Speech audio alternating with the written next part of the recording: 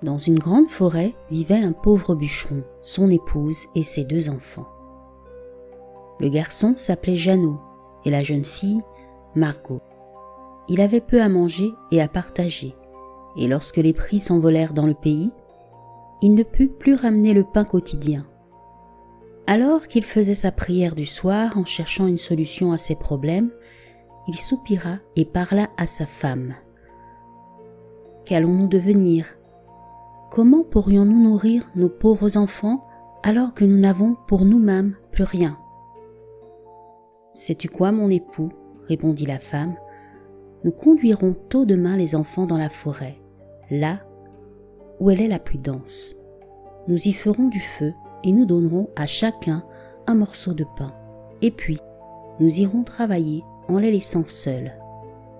Ils ne trouveront plus le chemin de la maison et nous en serons débarrassés. »« Non, femme, dit l'homme, je ne ferai jamais cela. Comment pourrais-je supporter de laisser mes enfants seuls dans la forêt? Les bêtes sauvages les dévoreraient aussitôt. »« Ô fou, dit-elle, alors nous devrions tous les 4 mourir de faim. Tu n'aurais plus qu'à nous façonner nos cercueils. » Et elle ne le laissa plus tranquille jusqu'à ce qu'il se décidât. « Mais les pauvres enfants me manqueront aussi, dit l'homme. » Cependant, les 2 enfants qui ne s'étaient pas endormis du fait de leur manque de nourriture avaient entendu ce que leur belle-mère racontait à leur père. Margot pleurait des larmes amères et dit à Jeannot: « Que nous advient-il ?»« Calme-toi, Margot, dit Jeannot, ne t'inquiète pas, je vais nous en tirer. » Et alors que les parents dormaient, il se leva, enfila sa camisole, ouvrit la sous-porte, puis se faufila dehors. La lune brillait de tous ses rayons, et les graviers qui jonchaient le devant de la maison scintillaient comme une multitude de badzènes. Jeannot se pencha et en enfouit dans ses poches autant qu'elle pouvait en contenir jusqu'à en déborder. Puis il rentra et dit à Margot: « Sois rassurée, ma chère sœur, et endors-toi en paix. Dieu ne nous laissera pas tomber. » Puis il s'allongea dans son lit. Lorsque le jour poignit, juste quand le soleil fut levé, la femme vint réveiller les enfants. « Levez-vous, fainéants, nous devons aller en forêt chercher du bois. » Puis elle leur donna à chacun un morceau de pain et ajouta: « Vous avez ainsi de quoi manger pour le déjeuner, mais ne le mangez pas avant, car vous n'aurez plus rien après. » Margot prit le pain dans sa blouse, car Jeannot avait les cailloux dans ses poches. Puis ils se mirent en route pour la forêt. Lorsqu'ils eurent fait un bout de chemin, Jeannot s'arrêta et regarda vers la maison, puis, après quelques pas, il recommençait à nouveau. Le père dit alors: « Jeannot, que regardes-tu là-bas et pourquoi restes-tu en arrière? Fais attention et n'oublie pas tes jambes. »« Ah, mon père, dit Jeannot, je regarde mon chat blanc qui est assis en haut sur le toit et qui veut me dire adieu. » La femme déclara: « Idiot, ce n'est pas ton chat, c'est le soleil qui brille sur la cheminée. » Jeannot ne regardait pas le chat, mais jetait à chaque fois un caillou blanc de sa poche. Une fois arrivé au milieu de la forêt, le père dit: « Allez les enfants, ramassez du bois, je vais vous faire un feu pour ne pas que vous ayez froid. » Jeannot et Margot ramenèrent quelques fagots de quoi en faire un joli tas. On mit le feu au tas Et quand les flammes s'élevèrent, la femme déclara : « Mettez-vous près du feu, les enfants. Reposez-vous, nous allons dans la forêt couper du bois. Lorsque nous en aurons fini, nous reviendrons vous chercher. » Jeannot et Margot s'assirent près du feu, et lorsque midi fut venu, ils mangèrent chacun un petit morceau de pain. Et parce qu'ils entendaient les coups de la cognée, ils pensaient que leur père était proche, mais ce n'étaient pas les coups de la cognée, c'était une branche qu'il avait attachée à un arbre mort et que le vent balançait de ci de là. Comme ils étaient assis depuis un long moment, le sommeil leur vint et ils s'endormirent. Lorsqu'ils s'éveillèrent, le crépuscule était déjà bien avancé. Margot se mit à pleurer et dit : « Comment allons-nous sortir du bois maintenant ?» Jeannot la consola : « Attends un peu que la lune se lève, nous retrouverons enfin notre chemin. » Et quand la lune fut bien levée, Jeannot prit sa sœur par la main et suivit les cailloux blancs qu'ils avaient semés. Ils scintillaient comme des badzènes fraîchement frappés et leur montraient le chemin. Ils marchèrent toute la nuit et arrivèrent à Poutron-Minet, devant la maison de leur père. Ils frappèrent à la porte. La femme ouvrit. Et lorsqu'elle s'aperçut que c'étaient Jeannot et Margot, elle leur dit : « Méchants enfants, pourquoi avez-vous dormi aussi longtemps dans la forêt ? Nous avons cru que vous ne vouliez plus revenir à la maison. » Mais le père se réjouissait, car il s'en voulait de les avoir laissés seuls. Peu de temps après, la misère s'étant de nouveau répandue dans toute la contrée, les enfants entendaient de nouveau comment la mère, la nuit dans son lit, parlait à son mari. « Tout est de nouveau précaire, nous n'avons plus qu'une demi-miche de pain. Toute chanson a une fin. Nous devons nous séparer des enfants. Nous devons les emmener plus loin dans la forêt, afin qu'ils ne puissent plus retrouver le chemin du retour. Nous n'avons plus le choix. » L'homme se sentit bouleversé, et il pensa : « Ce serait mieux que tu partages les dernières bouchées avec tes enfants. » Mais la femme ne prêtait aucune attention à ses paroles. Elle fit tout pour qu'il change d'idée. Elle lui fit des reproches. Qui dit oui une fois, doit le dire 2 fois. Et s'il s'est rendu une fois, il se rendra à nouveau. Tandis que les parents dormaient, Jeannot se leva de nouveau et voulut sortir pour ramasser des graviers comme la fois précédente, mais la femme avait fermé la porte à clé et Jeannot ne put sortir. Il rassura sa sœur et lui dit : « Ne pleure pas, Margot, dors tranquillement, le bon Dieu nous viendra en aide. » Tôt le matin, la femme vint tirer les enfants du lit.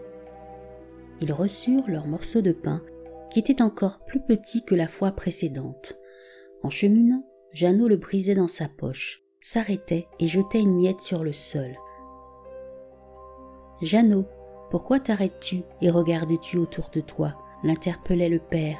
« Avance !»« Je regarde ma colombe qui se tient sur le toit et me fait au revoir, » répondit Jeannot. « Idiot, dit la femme, ce n'est pas ta colombe, c'est le soleil qui se lève et qui brille sur la cheminée. » Mais Jeannot continua à jeter ses miettes sur le chemin.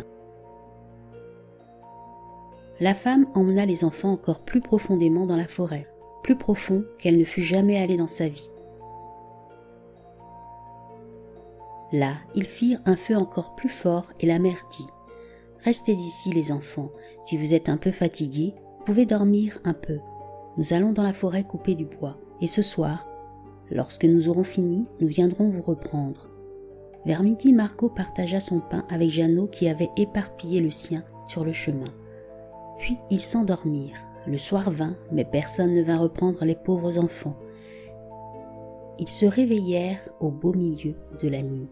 Jeannot rassura sa sœur et lui dit : « Attends, Margot, jusqu'à ce que la lune se lève. Nous verrons les miettes de pain que j'ai semées. Ils nous montreront le chemin de la maison. » Lorsque la lune fut haute, ils se levèrent, mais ils ne trouvèrent aucune miette de pain, car les milliers d'oiseaux qui voletaient dans les bois et les prés les avaient picorés. Jeannot dit à Margot : « Nous retrouverons notre chemin. » Mais ils ne le retrouvèrent pas. Ils marchèrent toute la nuit et le jour entier encore, du matin au soir. Mais ils ne trouvèrent jamais la sortie de la forêt et étaient si affamés, car ils n'avaient rien de mieux que les quelques baies qu'ils trouvaient de ci de là. Comme ils étaient trop fatigués et que leurs jambes refusaient de les porter plus loin, ils s'allongèrent sous un arbre et s'endormirent. C'était déjà le 3e jour qu'ils avaient quitté la maison de leur père. Ils se remirent en marche, mais ils s'enfoncèrent encore plus dans la forêt. Et si plus aucune aide ne leur venait, ils s'affaibliraient. Lorsque midi vint, ils virent un bel oiseau blanc perché sur une haute branche et qui lançait de si belles trilles qu'ils restèrent à l'écouter. Lorsqu'il eut fini, il étendit ses ailes et se mit à volter autour d'eux. Ils le suivirent jusqu'à ce qu'il arrive à un cabanon sur le toit duquel il se jucha, et lorsqu'ils s'approchèrent, ils virent que le cabanon était fait de pain, que le toit était fait de gâteaux, les fenêtres de sucre transparent. « Voilà où nous pouvons nous installer, dit Jeannot. Je veux bien manger un morceau de toit. Margot, tu peux manger la fenêtre, c'est sucré. » Jeannot se hissa sur le toit et ramena un peu de faitage pour le goûter, tandis que Margot se tenait près de la fenêtre et la grignotait. Alors retentit une petite voix qui venait du cabanon. « Grignoti, grignoti, qui grignote ma maison ?» Les enfants répondirent « Le vent, la brise légère », et ils mangeaient sans s'arrêter, sans se laisser distraire. Jeannot, à qui le toit plaisait beaucoup, en prit un bon morceau. Margot brisa un morceau rond de la fenêtre, s'assit et s'en rassasia. Soudain, la porte s'ouvrit et une très vieille femme apparut appuyée sur une canne. Jeannot et Margot en furent tellement effrayés qu'ils en laissèrent tomber ce qu'ils avaient dans les mains. La vieille femme branlait du chef et s'exclama « Eh mes enfants, qui vous a emmenés ici? Entrez et restez chez moi. Il ne vous arrivera rien. » Elle les attrapa tous les deux par la main et les entraîna dans sa maison. Un bon repas y était dressé. Lait, crêpes avec du sucre, pommes et noisettes. Enfin un bon lit les attendait tout drapés de blanc. Jeannot et Margot y plongèrent en rêvant qu'ils étaient au ciel. La vieille s'était faite amicale. En fait, c'était une méchante sorcière qui avait tendu un piège aux enfants en construisant une maisonnette en pin uniquement pour attirer les enfants. Une fois sous son pouvoir, elle les tuera, les cuira et les mangera comme pour un jour de fête. Les sorcières ont des yeux rouges et ne peuvent pas voir loin, mais elles ont un odorat très fin comme les animaux et ne remarquent pas quand un être humain approche. Lorsque Jeannot et Margot se sont approchés d'elle, elle avait souri méchamment et avait dit mielleusement « Je les tiens, ils ne doivent pas m'échapper. » Le lendemain matin, à peine les enfants réveillés, elle se leva aussitôt. Et tout en les regardant tranquillement avec leurs joues bien rouges, elle se murmura à elle-même « Cela fera un bon déjeuner. » Puis elle saisit Jeannot de ses mains raides et l'enferma dans une pièce derrière une porte à barreaux. Il pouvait crier autant qu'il le voulait, mais c'était inutile. Puis elle alla vers Margot, la réveilla en hurlant « Debout, feignasse, va chercher de l'eau et fais cuire quelque chose de bon pour ton frère. Il est assis dehors dans l'étable et doit prendre du poids. Il sera bien gras, je pourrai le manger. » Margot se mit à pleurer amèrement, mais tout cela était inutile. Elle devait faire ce que la méchante sorcière lui avait ordonné. La meilleure cuisine fut alors cuite pour Jeannot, tandis que pour Margot, on ne servait que les carapaces d'écrevisses. Chaque matin, la vieille se pressait jusqu'à l'étable et criait « Jeannot, passe ta main par les barreaux que je vois si tu es bien gras. » Jeannot lui glissait alors un vieil os, et la vieille, qui n'y voyait presque plus, pensait que c'était la main de Jeannot et s'étonnait de ceux qu'il ne voulait pas engraisser. 4 semaines passèrent, Jeannot était toujours aussi maigre. La vieille, à bout de patience, ne voulut plus attendre. « Margot, allez, ouste, appela-t-elle, va chercher de l'eau, Que Jeannot soit gras ou qu'il soit maigre, demain je le tue et je le cuis. » La pauvre Margot pleurait toutes les larmes de son corps en allant chercher de l'eau. Il fallait voir comment elle roulait sur ses joues.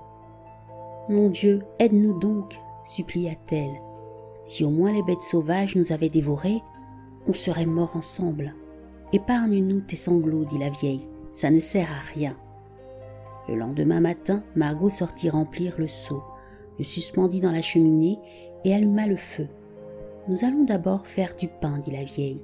J'ai déjà chauffé le four et pétri la pâte. » Elle poussa la pauvre Margot vers le four duquel les flammes déjà sortaient.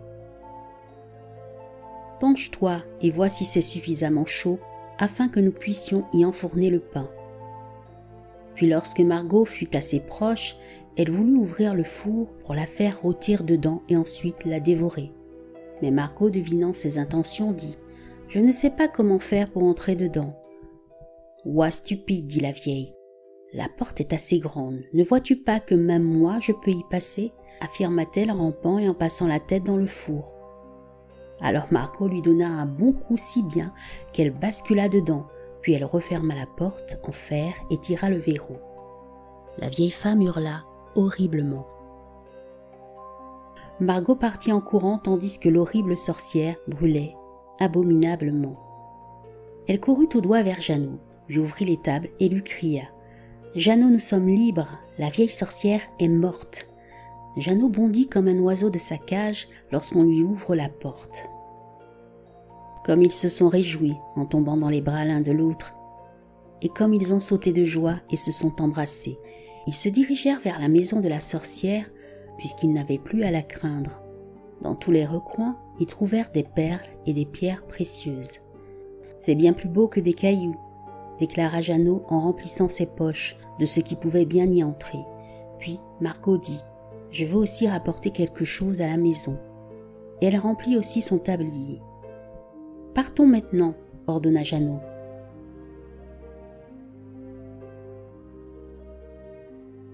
Mais après 2 heures de marche, ils arrivèrent près d'une rivière. « Nous ne pouvons pas traverser, » affirma Jeannot. « Je ne vois ni passerelle, ni pont. Il ne passe aucun bateau non plus, renchérit Margot. Mais je vois un canard blanc. Si je lui demande, il nous aidera à traverser. » Et elle appela. « Canard, canard !» Attentionnez Margot et Jeannot n'ont ni passerelle, ni pont. Sur ton dos, fais-nous passer. Le canard approcha et Jeannot s'installa sur son dos et pria sa sœur de le rejoindre, s'asseoir près de lui. « Non, répondit Margot, ce sera trop lourd pour le canard. Il doit nous faire passer l'un après l'autre. » Le bon volatile s'acquitta bravement de sa tâche. Lorsqu'ils furent passés et qu'ils eurent fait un bout de chemin, la forêt se fit de plus en plus familière. Et soudain, ils aperçurent la maison de leur père. Ils se mirent alors à courir, se précipitèrent à l'intérieur et sautèrent au cou de leur père. Depuis qu'il avait abandonné ses enfants dans la forêt, l'homme n'avait plus eu de joie, sa femme était morte. Margot secoua son tablier pour en faire tomber les perles qui se répandirent dans la cuisine, pendant que Jeannot en jetait poignée après poignée de ses poches. Tous les soucis avaient enfin pris fin, et ils purent vivre avec bonheur ensemble.